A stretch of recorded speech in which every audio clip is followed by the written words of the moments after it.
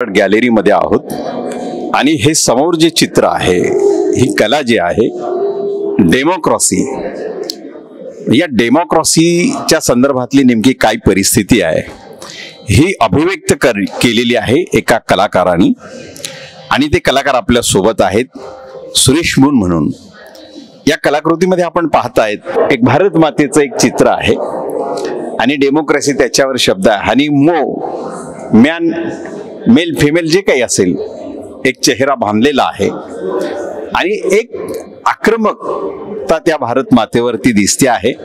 आणि खाली लिहिलं आहे with the people of India justice liberty equality.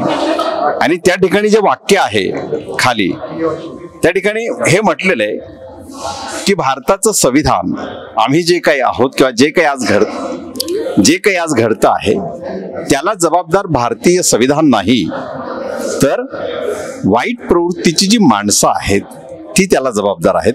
आणि आपल्या सोबत हे सगळं अभिव्यक्त करणारे कलाकार सुरेश मून आहेत. मून सर, तुमचं सर्वप्रथम त्रिविज मीडियामध्ये स्वागत. थँक्यू. ही कलाकृती करताना म्हणजे हे अभिव्यक्त होताना नेमकी काय तुमची मानसिकता नेमकी काय होती किंवा विचार काय तुमच्या मनात होते? मी गेल्या 2015 पासून माझी झोपच उडालेली आहे. भारतातली, आपल्या देशातली जी परिस्थिती आहे, सामाजिक, आर्थिक, राजनैतिक, सांस्कृतिक, या परिस्थितीला पाहू माणूस एवढा बेजार झाला आणि कलावंत, संवेदनशील कलावंत म्हणून एवढा बेजार झाला की शेवटी मी माझ्या घरातला टीव्हीच बंद करून टाकला. माझ्या घरी येणारं वृत्तपत्र सुद्धा मी बंद केलंय. सगळ्या गोष्टी म्हणजे ते जर वाचन केलं, पाहिलं तर जीवाचा थरकाप उडतो. आणि त्या परिस्थितीवरती मात कसं करायचं, त्याला कसं एक्सप्रेस करायचं, याविषयी गेल्या 2015 पासून मी विचारत होतो. आता या एक्झिबिशनच्या निमित्तानं एक मला चान्स मिळाला की माझ्या आतमध्ये खदखदत असलेला जो उद्रेक होता या संदर्भातला, एक कलावंत म्हणून कुठेतरी तर एक्सप्रेस व्हावं, या दृष्टिकोनातून मग मी एक कॅनव्हास उचलला, रंग घेतलेत, रंगसंगती तयार केली आणि मग मी कामाला सुरुवात केली. म्हणजे सर्वसामान्य लोकांच्या दृष्टिकोनातून असं समजलं जातं की कलाकार त्यांच्या तंद्रीत असतात, त्यांना जगाविषयी काही पडलेली नसते, ती आपली कलाकृती निर्माण करतात. परंतु ही कलाकृती निर्माण करताना तुम्ही वर्तमान परिस्थितीचं काहीतरी आकलन लोकांसमोर ठेवण्याचा प्रयत्न केलाय.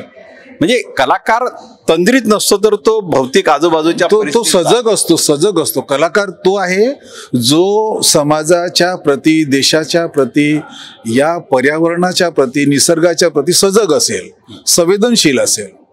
संवेदनशील प्रत्येक माणूस असतो, परंतु अतिसंवेदनशील असणं, विधायक संवेदनशील असणं हे कलावंताचं पहिलं गुण असावं.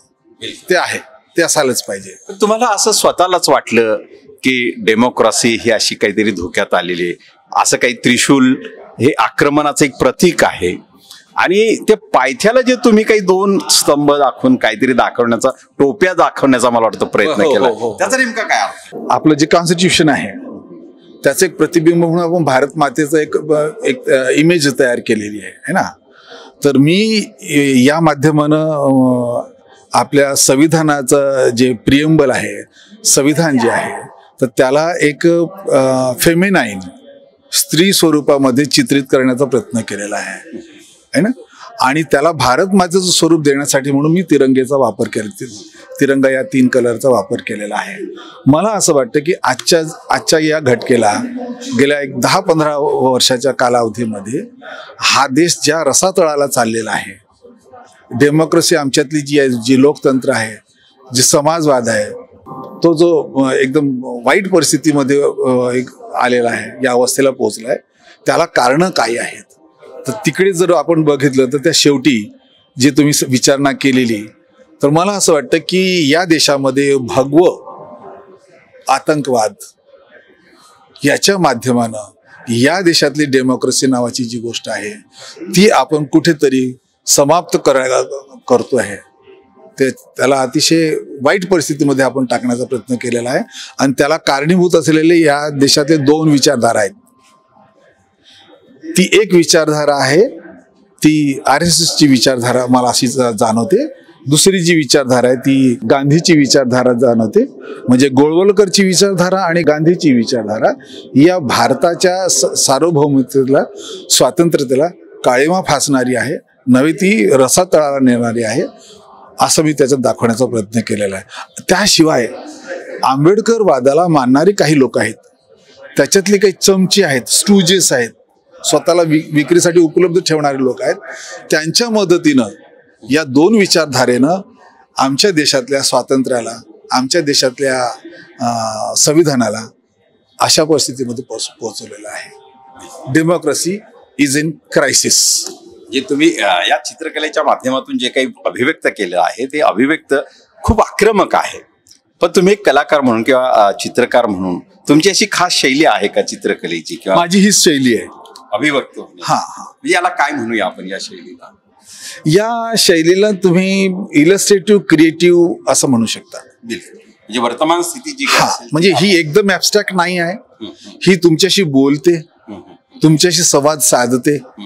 एक सामान्य जो दर्शक आहे, ज्याला याच्यातलं काही रंगाच्या व्यतिरिक्त काही कळत नाही, तोही माणूस जर उभा राहिला 1-5 मिनिटं, तर आपोआप एक पेंटिंग, या पेंटिंग मधली प्रत्येक वस्तू त्याच्याशी संवाद साधायला सुरुवात करते आणि ती आपल्या एक शेवटच्या टायटल पर्यंत नेऊन सोडते. अशा प्रकारच्या आणखी तुमच्या काही गाजलेल्या कलाकृती तुम्हाला सांगता येतील? आहेत. एक मी आता ती भोपाळच्या रॉक आर्ट गॅलरीच्या कलेक्शनमध्ये आहे. सत्यजित रेचा एक फिल्म मी बघितलेली होती, सद्गती. त्याच्यामध्ये एक माणूस एका माणसाला कसा वागवतो, तर अतिशय म्हणजे हृदयाला पीळ आणणारी ती गोष्ट आहे. तर त्याचं चित्रण मी तिथे केलेलं होतं. ते अजूनही वादातीत आहे ते चित्र. आणि मग काही दिवस मी माझ्या माझ्या क्रिएटिव्हिटीच्या अँगलला मी चित्रपट सृष्टीकडे सुद्धा वळवलेलं होतं ते. पण माझं पिंड हा आहे. चित्रपट क्षेत्रामध्ये तुम्ही नेमकी काय भूमिका? मी काय भूमिका बजावली म्हणण्यापेक्षा मी काही क्रिएशन्स केलेले आहेत, युट्यूबला अवेलेबल आहेत. इतकेच विध्वंसक आहेत, विध्वंसक नव्हे तर विधायक आहेत. म्हणजे दुश्मनाच्या विचाराने विचार जर केला तर विध्वंसक असेल, परंतु देशाच्या विचाराने जर आपण विचार केला तर विधायक आहेत माझे विचार. तुमच्या या विधायक गोष्टींना नक्कीच प्रेक्षकांपर्यंत पोहोचवण्याचा प्रयत्न करू. माननीय सुरेश मुन यांनी आपल्याला त्रिवेज मीडियाला जो आपला अमूल्य वेळ दिला त्याबद्दल आपण मनपूर्वक आभार व्यक्त करतो. धन्यवाद. थँक्यू. धन्यवाद.